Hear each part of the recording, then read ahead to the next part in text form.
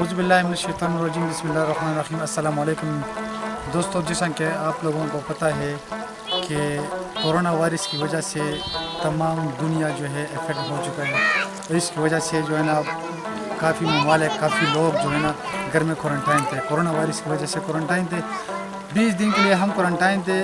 तो हम बोर होंगे, इसकी वजह से हमने ये डिसाइड किया कि हमारे ये जो कज़न है, दोस्त है, कि चलो आके चलते हैं, थोड़ा सा शॉर्ट पिकनिक करते हैं। तो हम इधर आ गए हैं हमारे कौम सिपा में, थोड़ा सा शॉर्ट पिकनिक किया, बहुत इन्जॉयमेंट किया और काफ़ी रिफ़्रेश होंगे। जो अफरीदी नेशन है, हमने उनके ट्रेडिशनल जो खुराक तैयार किए थे उसको कहते हैं बारबेक्यू, छोटे गोश्त का, और हमने सजी तैयार किया। बाकी जो हमने वो तैयार किया जो उसको पश्तो में कहते हैं पटे तिके।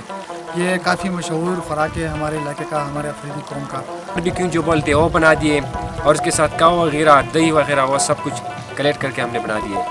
तो देखने का बहुत अच्छा मज़ा था। उम्मीद करता हूँ कि आप लोग भी ये प्रोग्राम एंजॉय कर लेंगे।